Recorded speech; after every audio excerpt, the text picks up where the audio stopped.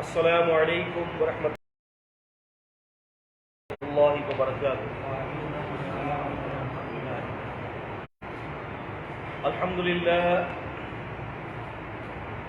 للہ رب العالمین والعاقبۃ للمتقین والصلاة والسلام علی اشرف الانبیاء والمرسلین وعلی آلہ وصحبہ اجمعین، اما بعد فاعوذ باللہ من الشیطان الرجیم، بسم اللہ الرحمن الرحیم۔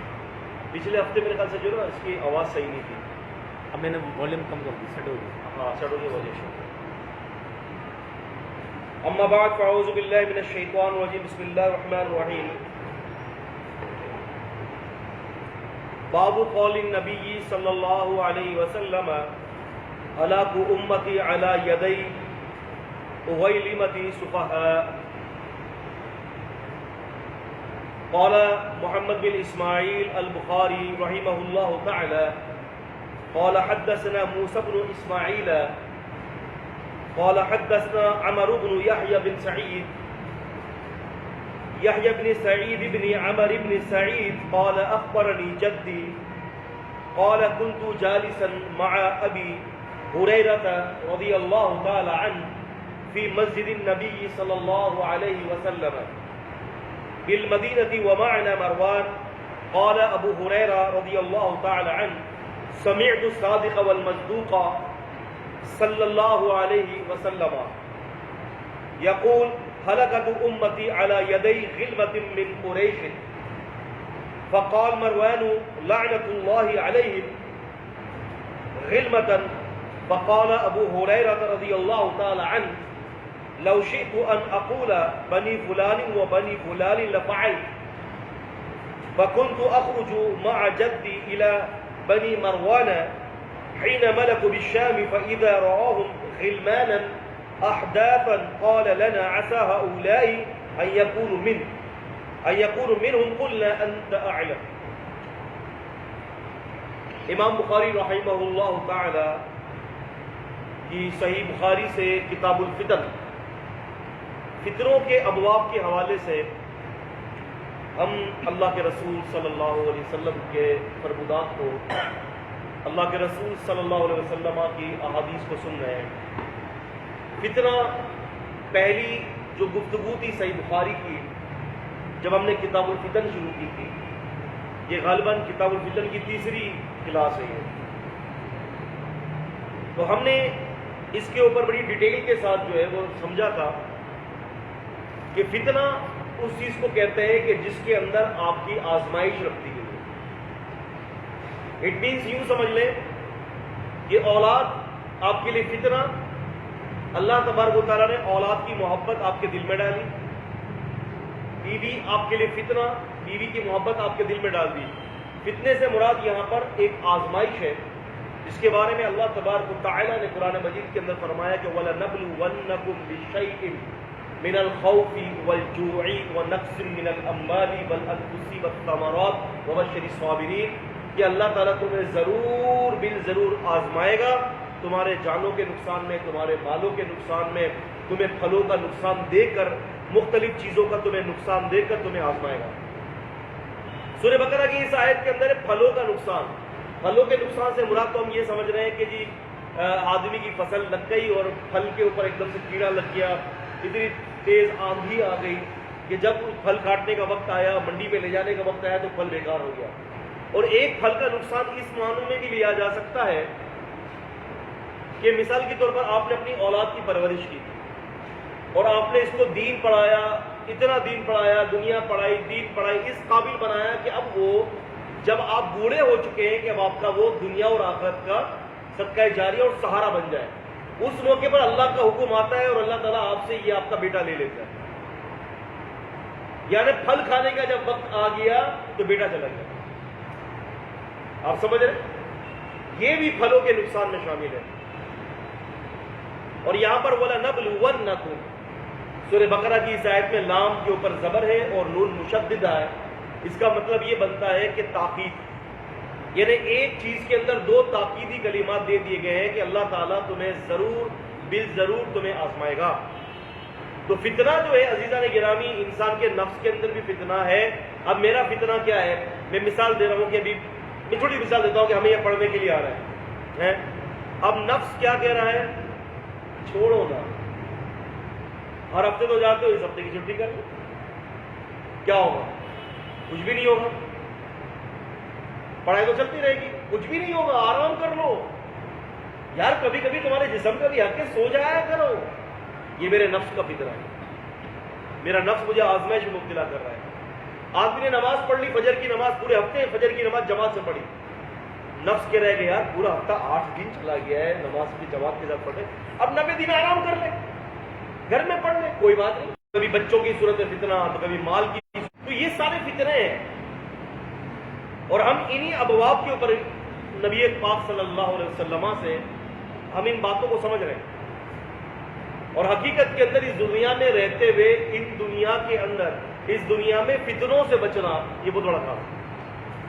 یا ایھا الذین آمنوا ان من ازواجکم واولادکم عدو لکم فاحذروہم وان تعفوا وتصفحوا وتغفروا فان اللہ غفور رحیم. ایمان والو تمہارے اولاد اور تمہاری بیویاں جو ہے نا، تمہارے بیویاں بچے تمہارے لیے فتنہ ہے. اگر تم معاف کر دو، درگزر کرو اور اصلاح کرتے رہو ان کی، یہ تمہارے لیے بہتر ہے. یہ اللہ تمہارے گناہوں کو معاف کرتا ہے. ہوتا یہ ہے کہ بسا اوقات فتنے کی بھی 2-3 قسمیں ہیں. ایک فتنہ، ایک آزمائش مجھے میرے رب کی طرف سے آتی ہے. مثال کے طور پر چھوٹی سی مثال، بہت سہل مثال. ایک بچہ اپنے باپ کے ساتھ ہے. بچے نے ابا کو بولا کہ ابو جی گولا گنڈا کھانے کا دل کر رہا ہے. ابا جی نے گولا گنڈا دلا دیا. پھر تھوڑی دیر میں کہتا ہے کہ ابو جی گولا گنڈا ایک اور. ابو جی نے گولا گنڈا دلا دیا. دوسرے دن یہی بچہ اپنے باپ سے خواہش کر رہا ہے کہ ابو جی گولا گنڈا کھا رہا ہے. ابا جی کہہ رہے نہیں، بالکل بھی نہیں، قریب بھی مت جانا، قریب بھی جاؤ کر پٹائی کر دوں گا میں تمہاری، بالکل بھی تمہیں دوبارہ دیکھو گولا گنڈا ہے ہی نہیں. اب کیا خیال ہے؟ کل باپ تھا، آج باپ دشمن ہو گیا؟ نہیں. اسی بچے نے پوچھا کہ ابا جی یہ کیا چکر ہے؟ کل تو کھلا دیا تھا، کڑھلے سے کھلا دیا تھا، ایک نہیں 2 کھلا دیا تھا، اور آج ایک بھی نہیں کھلا رہے. کہا کہ کل بیٹا تجھے بخار نہیں تھا، تجھے بخار. کل تیری طبیعت ٹھیک تھی، تجھے کھلا دیا، تیرے لیے وہ بہتر تھا. آج تیری طبیعت خراب ہے، آج تیرے لیے بہتر نہیں ہے. تو جس رب نے مجھے پیدا کیا ہے وہ جانتا ہے کہ میرے لیے کیا اور کتنا اور کتنی مقدار میں اور کس طرح سے بہتر ہے. تو اگر میرا رب اگر اس بہتری کے تقاضے کو دیکھتے ہوئے اپنے بندے کو کچھ دے رہا ہے اور کبھی نہیں دے رہا، تو کیا بندے کو یہ اختیار ہے کہ وہ اپنے رب سے منہ چڑھا دے؟ ہے وہ یہ کہہ دے کہ یا اللہ یہ تو نے کیا کر دیا، کل تو دے دیا تھا، آج کیا، آج میرے اندر کیڑے نکل گئے، تجھے میں ہی ملا ہوں. رب العالمین اپنے علم کے تحت اپنے بندے کی بھی آزمائش کرتا ہے. دیکھیں ایک بات کہتا ہوں یہاں پر، پھر آگے چلتے ہیں. 3 عالم، 2 عالم ہم نے دیکھ لیے. 3 عالم، 2 عالم ہم نے دیکھ لیے. یعنی ایک عالم ارواح، انسان کی پیدائش سے پہلے کا ایک عالم، اور ایک عالم ہم نے دیکھ لیا ماں کے پیٹ کا عالم. ہمیں یاد نہیں ہے لیکن یہ بات 100% ہے. ہم سب ماں کے پیٹ کے عالم کے اندر رہ کر دنیا میں آئے. بھائی کوئی 2 رائے تو نہیں نا، کسی کو اختلاف تو نہیں سلسلے میں؟ اگر اختلاف تو امی سے پوچھو کہ کتنے مہینے رہا ماں کے پیٹ میں. بھائی ماں کے پیٹ کا عالم، اگر یہ ماں کے پیٹ کا عالم، بچہ کتنی مشقت سے باہر آتا ہے، بچے کو بھی تکلیف ہوتی ہے، ٹانگیں بھی کھینچی جا رہی ہے، کبھی سر بھی کھینچا جا رہا ہے. وہ ایک عالم تھا. آج یہ عالم ہے دنیا کا. کوئی بھی ہم میں سے، کیا دنیا کا کوئی شخص بھی اب یہ پسند نہیں کرے گا کہ اس عالم کو چھوڑ کر میں ماں کے پیٹ کے عالم میں دوبارہ چلا جاؤں. رائٹ اور رانگ ہے؟ رائٹ. کوئی بھی پسند نہیں کرے گا. اللہ تعالیٰ نے قرآن مجید کے اندر اب فرمایا کہ یہ زندگی، یہ عالم تمہارے لیے فتنہ ہے. اٹ مینس فتنہ، آزمائش، ایگزام تمہارا ہو رہا ہے. سمجھ لو یہ ایگزامینیشن ہال ہے. تمہارا یہاں پر امتحان لیا جا رہا ہے. اب تم پچھلے عالم کا تو انکار کر نہیں سکتے کیونکہ تمہارے ماں باپ نے اس کی شہادت دی ہے. ٹھیک ہے, تمہارے سامنے بھی یہ چیزیں نظر آتی ہیں کہ ایک بچہ ماں کے پیٹ کے عالم سے نکل کر فوراً دنیا میں آ جاتا ہے. تم خود پرسنل اس کے آبزرور ہو. ماں کی گواہی قبول کر لی کہ میں ماں کے پیٹ سے ہو کر آیا. مجھے یاد تو نہیں ہے نا, یاد ہے سلیم بھائی؟ کسی کو یاد ہے اماں کے پیٹ میں نے یہ کیا تھا؟ جس رب نے مجھے پیدا کیا وہ یہ کہہ رہا ہے کہ 2 عالم تو یہ ہو گئے, تیسرا عالم میں نے مرنے کے بعد رکھا ہے. اب انسان کتنا بدبخت ہے کہ ماں کی مان کر تو اس عالم کو مان رہا ہے, جس نے پیدا کیا اس کو مان کر اس عالم کو نہیں مان رہا.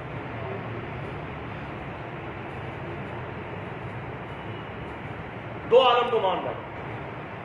تو جس طرح سے اس عالم سے نکل کر دوبارہ بندہ جو ہے وہ اس عالم کے اندر جانا پسند نہیں کرے گا ماں کے پیٹ میں, 3 balls of darkness, 3 اندھیریوں کے اندر. اس طرح سے جب اس دنیا سے نکل کر جب جنت میں چلا جائے گا تو پھر اس جنت میں آنے کے بعد اس عالم کے اندر آنے کی کبھی تمنا نہیں کرے گا. نبی پاک صلی اللہ علیہ وسلم فرماتے ہیں کہ صرف ایک موقع پر تمنا ہوگی. اللہ اکبر, صرف ایک موقع پر تمنا ہوگی. وہ کیا ہوگی؟ وہ حسرت ہوگی, عائش کاش کہ دنیا کے اندر میرا یہ وقت جو ہے اللہ کے ذکر سے خالی رہا, کاش کہ میں اس کا اللہ کا ذکر کرتا رہتا. سمجھ رہے مسئلہ؟ تو یہ دنیا کیا ہے؟ آزمائش ہے. امام بخاری رحمہ اللہ فرماتے ہیں, اس میں ایک باب قائم کرتے ہیں اسی آزمائش کے حوالے سے. فرماتے ہیں کہ باب قول النبی صلی اللہ علیہ وسلم, کہ باب ہے اس بات کا کہ نبی پاک صلی اللہ علیہ وسلم کا فرمان ہے, ہلاک امتی, میری امت کی تباہی, میری امت کی ہلاکت, یادئی اغیلمات سفہاء, چند بے وقوف چھوکروں یا چند بے وقوف لڑکوں کی حکومت سے اس امت کی تباہی ہوگی. پوائنٹ ٹو بی, بہت بڑا پوائنٹ ٹو بی نوٹڈ ہے, بہت بڑا. اس کو طالب علم سمجھ رہے. اللہ کے رسول صلی اللہ علیہ وسلم کون ہے اللہ تعالیٰ کی طرف سے؟ ہے جی اویس بھائی, اللہ کے پیغمبر. ٹھیک ہے, اللہ تبارک و تعالیٰ کے پیغمبر ہے. اللہ کے رسول صلی اللہ علیہ وسلم نے ماضی کی باتیں نہیں بتا دی اور مستقبل کی. ٹھیک ہے, اللہ کے رسول صلی اللہ علیہ وسلم اللہ کے رسول ہیں. آپ صلی اللہ علیہ وسلم کوئی نعوذ باللہ العیاذ باللہ نجومی نہیں تھے. اور نجومی جو فیوچر معلومات مستقبل کی جو خبریں دیتا ہے 100 میں سے 80% غلط ہوتی ہے. وہ اٹکل پچو ہوتے ہیں, جس کو ہم پرانی اردو میں کیا بولتے ہیں؟ اٹکل پچو, ہے نا. نبی پاک صلی اللہ علیہ وسلم نے جتنی خبریں دی, نبی پاک صلی اللہ علیہ وسلم نے جتنی خبریں دی وہ ساری کی ساری خبریں 100% صحیح ثابت ہوئی. ابھی صرف 20% یا آپ یوں سمجھ لیں کہ 10% خبریں باقی ہیں کہ جو آپ نے آخرت کے حوالے سے پیشن گوئی کی ہیں وہ باقی ہیں. باقی ساری کی ساری پوری ہو چکی.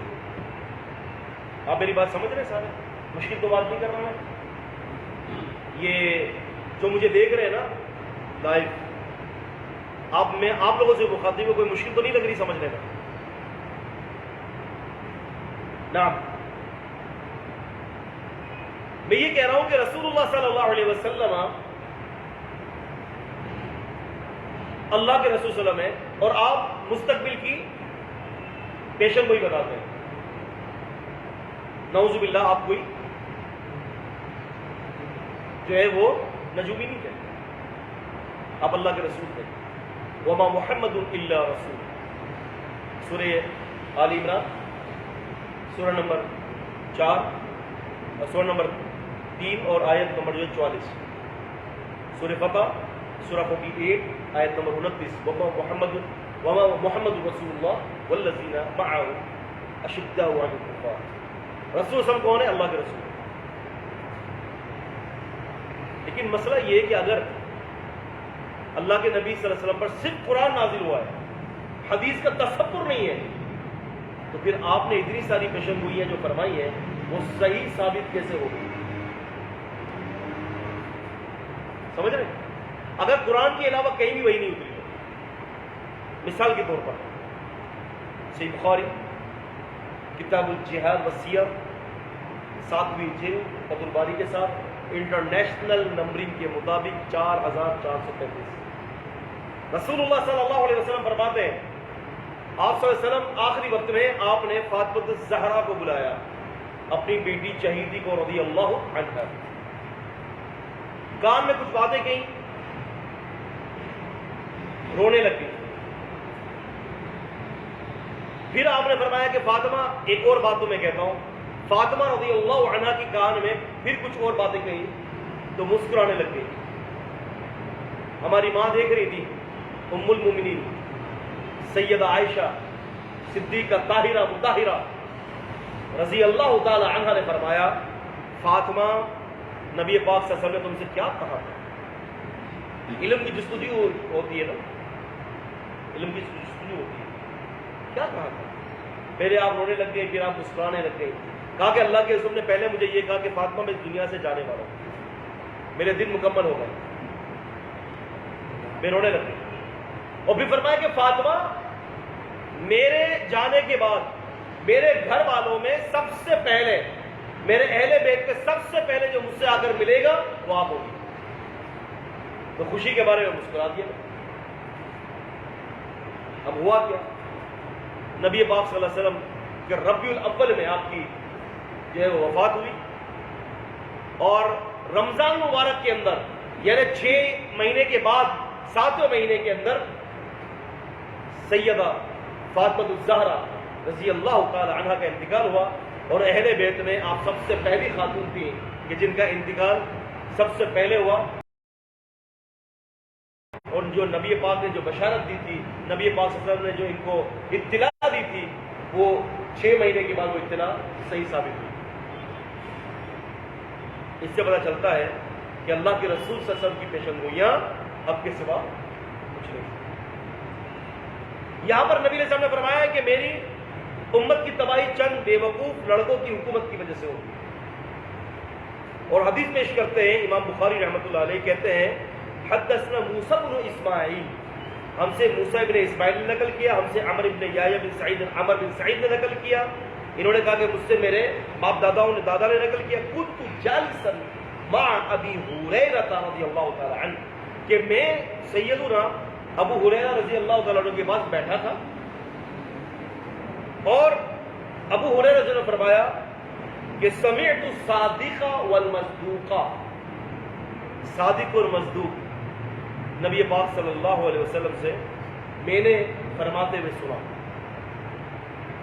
آپ فرما رہے تھے ہلکت امتی علی یدی غلمۃ من قریش، میری امت کی تباہی قریش کے چند لڑکوں چھوکروں کی وجہ سے ہوگا۔ یہ پرانی اردو، چھوکروں کی وجہ سے، لڑکوں کی وجہ سے ہوگی۔